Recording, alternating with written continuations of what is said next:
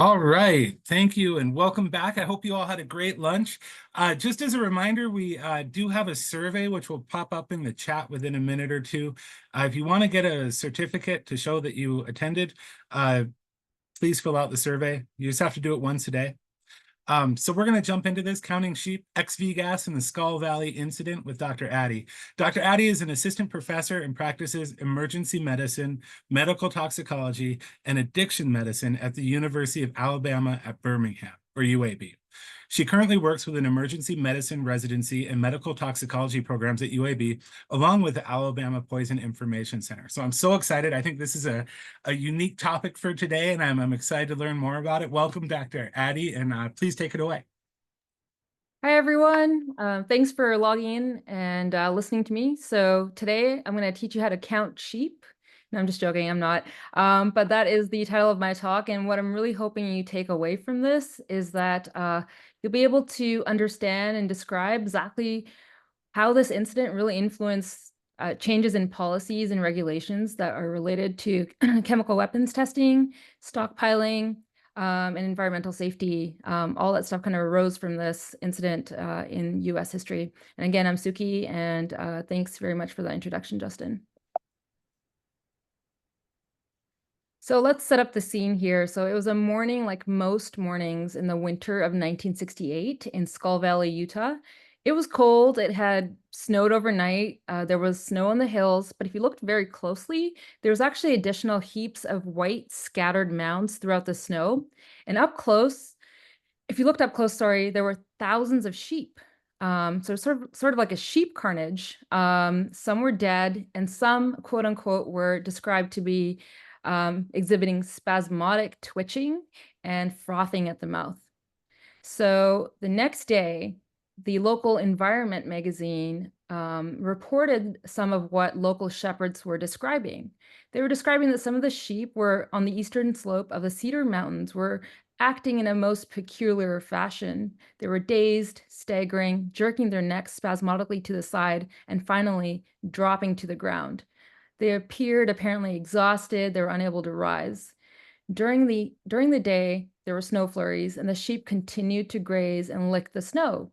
More and more of them, in two separate flocks, showed the strange symptoms, and by night, many died. And later, sheep grazing even further away began to sicken and die, end quote. So that was what was quoted in Environment magazine.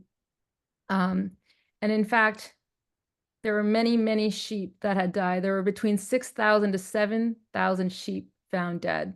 So you can imagine shock and disbelief sort of reverberated throughout the valley. And within 10 days, they had counted a head count of almost 7,000 sheep. And the local sheriff at the time, Bill Pitt, was quoted in the local newspaper, the Salt Lake Tribune, as saying, or as describing the sheep carnage as the following. He was saying it was like a movie version of death and destruction, like after the bomb goes off, sheep laying all over. We didn't know what was going on. And then we got a call. And the call was saying that the army had been testing nerve gas, and it put a shock in all of us. So again, that was Bill Pitt, the local sheriff, and he was reported saying this in the local newspaper. So what they had essentially been witnessing with all that spasmodic like motion that the sheep were exhibiting, the frothing at the mouth, etc., was a cholinergic toxidrome in sheep. And what were they exactly referring to by talking about army testing? Well, let's give you some background. He was referring to the fact that Skull Valley was adjacent to Dugway Proving Ground, and this was a US military open-air testing ground. And backing up even more, Dugway Proving Ground was created in the early 1940s by the US Army. That was almost 80 years ago, or actually more than 80 years ago. And it's still located there in northwestern Utah. It's approximately 90 miles, as you can see here, southwest of Salt Lake City. So essentially, World War II had catalyzed this need for increased and improved military capability in many areas, including chemical and biological warfare. An arms race was accelerating throughout the world. And Dugway Proving Ground was created in response to concerns that were expressed by the US Army Chemical Warfare Service. They were telling the president and the government that they needed a remote testing production facility to keep up with what was going on in the world in terms of the chemical and biological arms race, and they needed to keep up essentially. Why is this not? In February 1942, President Franklin D. Roosevelt essentially listened to these concerns, and he withdrew an initial 126,000 acres of Utah land that was from the public domain, and he gave it to the War Department. So Dugway Proving Ground was established. It was activated that spring, and then by the summer, chemical and biological testing of different chemical and biological warfare systems was underway, and this included testing of antidotes and PPE. Dugway became a permanent fixture of the Army installation in 1954, and much of what happened here was a secret. Several other similar depots arose around the country, and they performed really similar production, testing, and stockpiling of chemical and biological weapons. So this kind of leads me to a segue to add another angle to this story to sort of emphasize, sort of like the era and all that was happening in the background in the US around this time. It was a very fascinating time in history, of course. So the other side of the arms race was the nuclear arms race. I'm sure many of you have watched this spectacular box office hit, Oppenheimer. So this is actually Cillian Murphy, the lead star of the movie, who portrayed Julius Robert Oppenheimer. So he had like an award-winning portrayal of this quantum and nuclear physicist who was the director of the Manhattan Project. And his work led to the development and release of the atomic bomb in Japan. So, he was realizing the world would not be the same after he, witnessed this detonation of his nuclear bomb. And, Oppenheimer was like really perseverating with his role in this and sort of had a existential dissonance with his work, as one does when they, invent the atomic bomb. So he was framing his emotions with a famous line from a Hindu scripture. And it was kind of like a recurrent theme in the movie, "Now I am death, the destroyer of worlds." So that kind of like sets up like the era. The use of atomic bombs on Hiroshima and Nagasaki in 1945 essentially played a really crucial role in ending the World War, or Second World War. The bombings did lead to Japan's surrender, and the subsequent end of the war, but also it ushered in like this nuclear age and this Cold War, which had like the two sides to it, with the nuclear arms race and the chemical and biological arms race. So remember, all of the major world powers of World War II were involved, and they all anticipated and were preparing for a large-scale chemical and biological warfare, nuclear warfare. And essentially, during this time, the USA was estimated to have spent close to $2 billion on stockpiling and developing such weapons, and that was between 1961 and 1969. So this all kind of followed the end of the Second World War. And this incident, the Dugway and Skull Valley incident involving VX, a nerve agent, which I'm going to get into, was the most famous Cold War domestic testing occurrence and had very consequential policy developed from it. So back to Skull Valley, back to that sheep carnage. So initially, so there's been reports that, the local Dugway Proving Ground might have been responsible. So initially the Army was approached and they denied and distracted. They were just like, yeah, this was not us. None of the testing that we do could have caused this. However, about a week later, the office of Senator Frankie Moss revealed that Dugway had conducted 3 separate nerve agent operations on March 13th, the day before this incident. And the agent that was probably most likely involved in this sheep carnage was an open-air test involving the nerve agent VX. So this information was released by the senator to the public, much to the Army's consternation, because actually the Pentagon had given them this information and told them that it was for official government use only. So I keep talking about VX. What is VX? It's a very dangerous chemical weapon nerve agent. It's part of the V series that were developed by the British.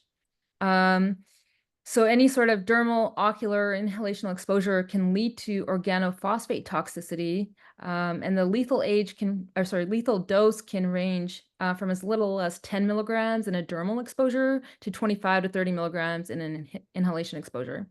What do organophosphates or nerve agents do? They inhibit an important enzyme in your body called an acetylcholinesterase enzyme. It's the most active enzyme that you have in your body, and it prevents the accumulation of an important neurotransmitter called acetylcholine, which goes on to activate cholinergic synapses to, um, which, when left unabated or left unchecked, can produce a very severe toxidrome called a cholinergic toxidrome, which leads to death. And usually people die from, difficulty breathing or diaphragmatic paralysis. So, um, and also from neurotoxicity, sorry. So essentially, this agent was released. It's very persistent at a cold temperature, like was present during the release of this in Skull Valley during that time of the year. It was very cold. It can leave the VX as a very oily liquid at that temperature, so it's very persistent and has very low volatility, and that is even more pronounced in a colder environment. You guys might have heard of VX in the news in the last few years. It was allegedly used in the assassination of the half-brother of North Korea's ruler, Kim Jong-un. So his half-brother was allegedly assassinated using this agent in Kuala Lumpur in the airport, and that person's name was Kim Jong-nam. So, what exactly happened on March 14th, 1968 in Skull Valley? Well, it's believed that the day before, VX, again, a nerve agent, had somehow drifted out of Dugway, and it was likely through a combination of events. So apparently, on Dugway Proving Ground, which is just, west of here of the Skull Valley, you can see on the map there, was testing dissemination of nerve agents. So not exactly testing the agent itself, but how would they're just practicing, releasing this agent through an open air test. So they were testing the high-speed air jet that they were using and the tanks that they were using to deploy this nerve agent. What apparently had gone wrong is that the agent was actually sprayed from a higher elevation than planned, and this allowed some of that agent to reach Skull Valley just over here on the east.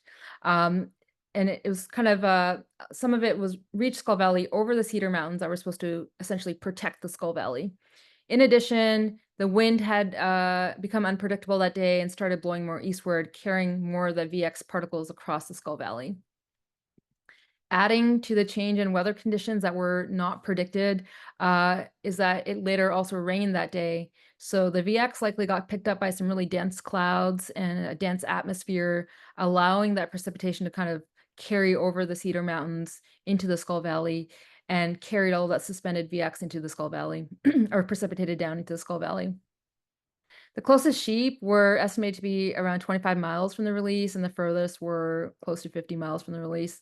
And again, like I mentioned earlier, VX is pretty persistent. It's much heavier than air, and it sinks very nicely to these sort of low-lying areas, and has very low volatility. So it can be comparable to mortar oil in this sort of condition. So very little exposure can cause a lot of toxicity, especially for sheep that are grazing on this vegetation. And it was thought that VX probably persisted for at least 3 weeks to a month in this area. So, at that time, we didn't know much about nerve agent effects in sheep. I guess we've learned more since. But a number of stakeholders were involved in investigation of the aftermath, including the Army, federal, state, and independent civilian scientists, and veterinarians and ecologists were involved from the Utah Department of Agriculture. And they did identify in the sheep that they did identify in sheep VX, and it was identical to the same test agent that was supplied by Dugway for comparison. So, and this VX agent was also confirmed in the vegetation and in the ground. So how did they, what sort of further testing did they do to sort of confirm this nerve agent poisoning? Well, they obtained cholinesterase levels from the sheep and they were decreased. So these are levels that would represent the concentration of acetylcholinesterase enzyme that would be around. So they did notice that these levels were low. They also determined that it was likely primarily by ingestion and dermal exposure that the sheep got very sick. They couldn't determine exactly The amount of exposure the sheep had, that was difficult to determine. Um, but they did take that forage from that area and gave it to healthy sheep elsewhere, and they noticed that these sheep also got sick and also had decreased cholinesterase levels on testing. So the army at the Dugway Proving Grounds also performed further experiments to confirm these findings that were, being confirmed in Skull Valley to see if, testing that they performed the same testing on sheep within Dugway and found that the sheep had very similar symptoms and similar cholinesterase levels. So they kind of confirmed that, the um, poisoning maybe was related to that VX release. So there are some puzzle pieces missing. I mean, if you look at even some of those pictures, you see like these sheep herders like touching the sheep with their bare hands, and there seems to be like very minimal human casualties or no casualties at all, I should say. And it's strange that more humans were not affected, or maybe, simply a sign that maybe there was not that much VX in the environment. One family though one family, their last name was the Peck family. They were a sheep herding family. Um, they stated that they did actually they had some, symptoms of illness that they thought might be, similar to like a cholinergic toxidrome. Some of these family members had eaten the snow that morning. I'm not sure why, but they had eaten some of that snow and they felt very ill after. So this family was describing experiencing nausea, vomiting, headaches, runny noses, shortness of breath, abdominal cramping, all of this stuff can be kind of a sign of a cholinergic excess. So, acetylcholine excess. So, the Department of Agriculture and Dugway Proving Ground did test these individuals for their cholinesterase levels, but they were not very conclusive. And if you know anything about cholinesterase testing, that's not that surprising. So there was really it was never really confirmed, why more humans were not, falling ill, or if they were in fact actually ill from exposure. So, another reason why, maybe humans weren't like falling sick or dying from from possible exposure was maybe because humans don't really eat vegetation or grass. So maybe that's why, we weren't, or the humans in the area weren't getting as sick and succumbing to the VX. There's also other theories that maybe, other pesticides that sort of confounded the presence of VX and made the sheep more ill or more susceptible. Despite all this data and sort of replication of the VX poisoning in sheep, other than those in Skull Valley and on Dugway Proving Ground from exposure to VX, the Army maintained that they remained skeptical that all the sheep could have died from this VX release. The Army did eventually agree to paying money, and so they paid monetary damages to the affected farmers, somewhere upwards upwards of $1 million. But they did not necessarily completely accept the blame. And they maintained that there was no conclusive evidence that the nerve gas killed these sheep. So, what eventually resulted from all of this? Well, a lot of bad PR. So, even after paying more than $1 million in compensation to the farmers, Dugway was unable to really restore its reputation as like a safe military site that conducts open air testing. So this generated a lot of negative publicity, and there was a lot of concerned citizens, and thus Congress over open air testing that all sort of arose from this incident. So there was also like other stuff happening around this time, so like the war in Vietnam, the release of Agent Orange, etc. And there was another program that kind of came to the public's attention. This program was called Project Chase. It's an acronym for cut holes and sink 'em. So this sort of also provoked more congressional ire. So what this program did was essentially dispose of unwanted munitions, chemical munitions at sea. And these chemical munitions were sort of carried all across the country, all over the place on train cars, et cetera. So there was this concern, what if there was like a, train derailment, et cetera, that could be possible from this transport across the country. And also, you know, just release of this stuff into open waters, what is the implication of that? So there was a lot that was sort of coming to the public's attention and causing a lot of unrest about this. And that came to the attention of Congress, who took it back to the president. So soon after this incident, almost a year later, Richard Nixon took office, and members of Congress went on to pressure the administration to clarify the US's policies on the use of chemical and biological weapons, as there had been really no comprehensive review of this issue for more than 15 years within the US government.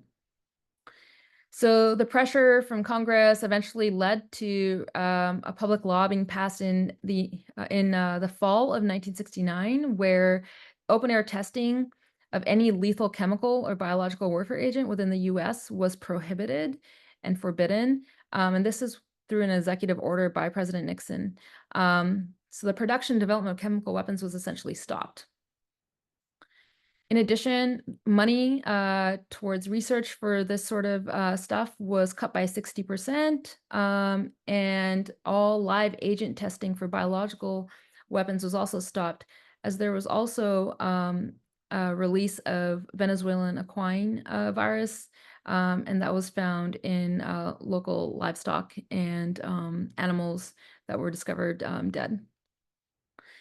After this, there was subsequent ratification, 1972, of the Geneva Convention on Biological Warfare and Chemical Warfare. So this is like a very brief outline of the history of development, stockpiling, use, and eventual disarmament of such weapons in our history.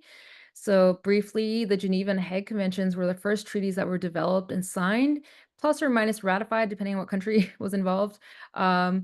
So essentially, these conventions stated that the use of chemical weapons and biological weapons were inhumane and prohibited for use in war. But they did not mention that development, testing, stockpiling was also prohibited. And for that came about the eventual development of the Chemical Weapons Convention, and that was in the 1990s. So the newest treaty essentially states that even stockpiling such weapons is not allowed. So you can't be developing new chemical warfare. You can't be producing it, stockpiling it, and transferring it within your countries. And from that also came the OPCW, which actually helps countries ratify this convention. Despite the Chemical Weapons Convention and everything in the Hague and Geneva Conventions, we have seen use of chemical weapons and recent incidents in the last few years. So, places like the Syrian conflict, or I also talked about the alleged assassination of Kim Jong-nam using VX, and also, Novichok's been used in a few political assassinations. So, back to Skull Valley, Utah. So this information about what exactly happened with the sheep was not really released fully to the public until the 1970s through the Freedom of Information Act. So a bunch of reporters sort of pressured the government for this information, and what was released, it was a 1970 report that was compiled by researchers in the U.S. Army's Edgewood Arsenal in Maryland, where they stated and admitted that VX was found in both snow and grass samples that were recovered from the area, in the area of the sheep incident. They essentially reported that they couldn't really figure out exactly how much VX the sheep were exactly exposed to, but they did conclude that it was possible that the quantity of VX that was present was sufficient to account for the death of all of those sheep. So after this report surfaced, the Army still maintained that it did not accept responsibility for the incident and would not admit any sort of negligence, and stated that, the report was still really not that incredibly revealing because they had already kind of, agreed with all this information previously. So back to Skull Valley, Utah, and its other history. It's conducted at least 1,987 open air chemical tests at Dugway. It's estimated around 500,000 pounds of nerve agents have been spread by the wind in the surrounding areas over its time. So just emphasizing, like, whatever was happening here was not confined to the base because of this lack of prohibition of open air testing. Dugway Proving Ground did have almost half of the USA's chemical and biological stockpile, but has since sort of rid of it. Today it spans almost 800,000 acres. It's got some of the most highly skilled workforce of scientists, technicians, supporting staff for chemical and biological defense testing. So they continue to do testing here, but it's not open air. It's very much confined to secure laboratories, and they do primarily defense testing. So testing of antidotes, testing of personal protective equipment, etc. So this incident has inspired pop culture as well. There have been a number of movies and books, and even a fictional band that was developed or named after this whole event called the Skull Valley Sheep Kill Band, in a novel series uh, by author Richard Kadri. All right, thank you for listening. Any questions? Thank you. That was fascinating. We have the facilitators have a chat going, and there's a lot of sighs and what's and I can't believe this was going on kind of so we really appreciate you sharing and raising awareness about this. We had a question from David Gomez pop up in our Q&A. Also, if anyone has any other questions, feel free to pop them into Q&A. I have a couple questions I'm going to ask too, so you have a second. But David says, you stated that the sheep who grazed in affected areas spread the effects of VX to the rest of the herd after returning. If the effects of skin-to-skin contact isn't that great, as evidenced by lack of human illness by contact with infected sheep, how did the affected sheep spread the VX to the sheep who hadn't eaten the affected grass? Oh, I'm sorry. Let me clarify that. So they took grass from that area to other sheep. So they wanted to see if it was that foliage or like that vegetation that was to blame, or maybe VX on that vegetation, and they took it to other sheep like on purpose to see if that's what it was, to see if like the same effect could be reproduced. Does that make sense? I don't think like there was no sheep to sheep transmission. No sheep to sheep chemical warfare. Yeah. Great. We're getting a lot of comments. Thank you. Thank you. Thank you. That was interesting. This is great. Thanks. David says, oh, okay, thank you. So I had a question. I'm a community health educator with the Poison Center. I go out into the communities and I talk to people about what we do at the Poison Centers. A lot of people, like when we're talking about substance use, they're surprised that we're not just doing the childhood poison prevention campaigns that so many people are familiar with for us. And so I really appreciate you sharing kind of environmental exposure as something that we work on as well. I wonder what got you interested in this? How did you find out about this? And develop your thoughts on it, please. Oh yeah, I'm just so fascinated by whole that whole era of our history in the world.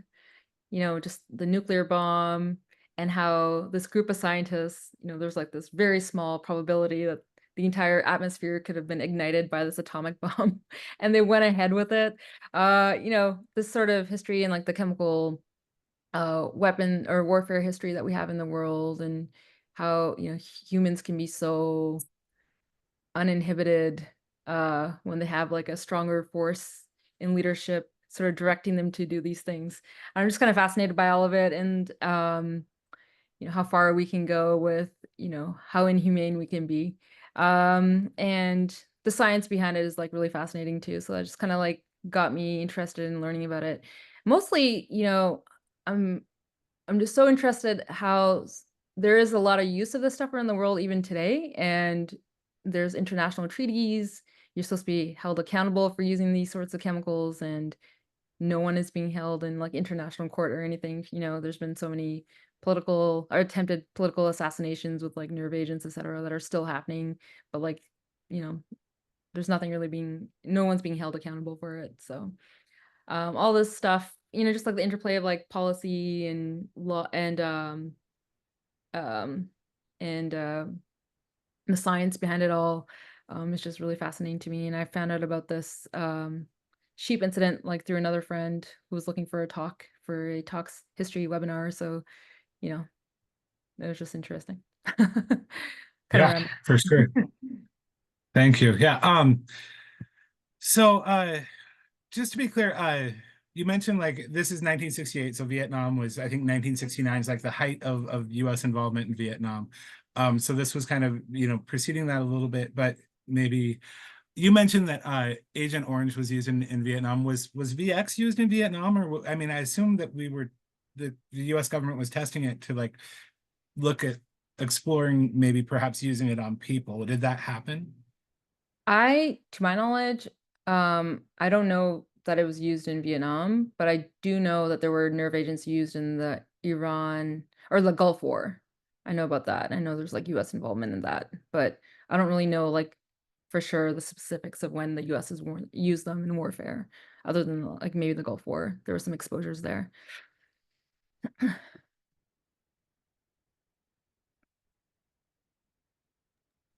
I muted myself. One of my fellow educators, well, I'm curious too, but you mentioned chemical weapons going back to 10,000 BC. What were they? Oh, We know. yeah. Yeah, so, um, the chemical weapons have been used for as long as like, humans have been around. So, there's like just some history that or some stuff out there about like, rival tribes using like various poisons derived from plants and animals on like spears or coating like their arrow tips, etc., before going to battle. Um, so I mean, there's like reports of this going as far back as like 10,000 BC. We had a question in the chat from Omar. How long does VX last in the environment? Yeah, so I think it's very persistent. It's almost like a thick mortar oil type consistency. And depending on the environment, like the environment that it's in, so if it's like very cold weather, et cetera, it can last for a very long time, for several weeks. Okay, we had one other one from one of my fellow educators. When it comes to chemical weapons, like what are we seeing today? Like maybe I think they're kind of wondering about specifically like crowd control agents, or if there's other forms that maybe are still commonly used, that don't necessarily, I mean, obviously it's not to the level of where we're hopefully not, breaking the 1997, our promise to not use them, right? But there are some that persist, and can you talk a little bit about that? Yeah, so that's really interesting that you brought that up. So actually, riot control agents or crowd control agents are not considered chemical weapons. And they're not listed within the Chemical Weapons Convention. And they actually have like a very specific uh, like a paragraph dedicated to that within the Chemical Weapons Convention. Well, and we just had a comment in the chat from David Gomez that he just learned yesterday that they used arsenic gas in the medieval era. Incendiary arrows impregnated with arsenic that made gas fill an area of the battlefield. So thanks for that contribution, David. That's very interesting. I think our history buffs will appreciate that. We did have another one in the Q&A. Will exposure affect malformation? Oh, do they mean like birth defects, etc.? I don't know. I think that if you can take it in that direction, I'd be okay with that. And if they want to clarify, they're welcome to as you're talking about it. Yeah, I think like when I was reading about this, there were people who were having like children they're having miscarriages, and I guess some people had reported some birth defects that had come from, or they were trying to link these things to like the local exposure, but they were never obviously able to directly link that. It's very hard to directly link that sort of thing. Um, Especially if like the incidence is not higher than it normally would be, even despite the, background exposure. So it's very hard to make that sort of causation. So they weren't really able to link that sort of thing. And I wouldn't think that it would, a small, distant exposure like that probably wouldn't cause a lot of birth defects or anything like that. Cool. What would be the thing that you want just our mainly, I think, public health focused workers and educators that are here at this presentation? What would you want them to take away from this? What would be the biggest thing? Like the moral of the story is, what can you give that to us? Yeah, I'd say I know like things seem like dark sometimes in the world. And it seems like, oh, like the world's getting crazier and crazier, but I feel like it's been very crazy for a very long time. And it does seem like the vector does seem to be always in the direction of more and more justice. So kind of gave me hope because it's crazy that this era existed where, you know, there could be like VX being sprayed in the land next to you, but um, you know, we've kind of, you know, we're moving overall, we're moving in the right direction as a species, hopefully. Excellent. And I think that is a very positive note to leave it on. Thank you so much, Dr. Addy, for coming in and sharing about this incident with us. I thought it was fascinating and a different kind of a different lens than what we've been exploring so far. And I appreciate the perspective that you offer. Really appreciate your time and your expertise. Thanks for doing what you're doing with the Alabama Poison Center and helping people in your area. And we just really appreciate it. So thank you very much. Reminder to the folks that are tuning in, our next session is adolescent suicidality, prevention, intervention, and postvention response. That's from 2 o'clock to 3 o'clock. So we hope to see you there. Thank you all. All right, thank you. Bye.